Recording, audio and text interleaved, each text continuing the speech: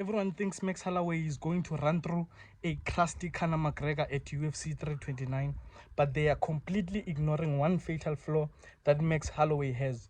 I know Max Holloway is from wars, he's been fighting wars all his life, he's been the best in punching in everything, but do not ignore the fatal flaw that Max Holloway has. In this fight, Max Holloway is going to stay on the outside, use the jab, use the 1-2, but his wrestling, I do not think Max Holloway can compete with the notorious Conor McGregor when it comes to wrestling. And we've seen this in the first fight when Conor McGregor completely controlled Max Holloway.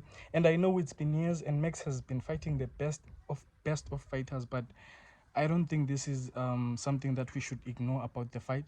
And my reaction to the press conference, like, I think it was a very good press conference, and we saw Conor McGregor being Conor McGregor.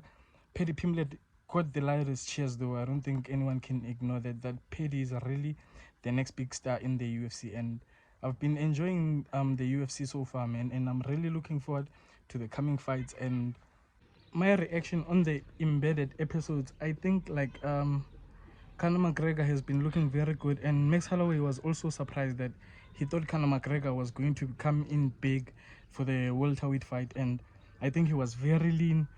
He weighed even half a pound over than 170, and he looked good, man. And I think for Max Holloway, this is going to be like a rude awakening, because at 155, Charles Oliveira dominated Max Holloway. Like, he dominated. He did not even look like he belonged to be there with Charles Oliveira. Like, bro, you one of the greatest featherweights ever. Like, how's your wrestling? I know he has the best takedown defense, but if 155ers can control you like how Charles Oliveira controlled Max, it's going to be a bad night for Max Holloway against Conor McGregor. And when we're going to Benoit Saint Denis and Paddy Pimblett,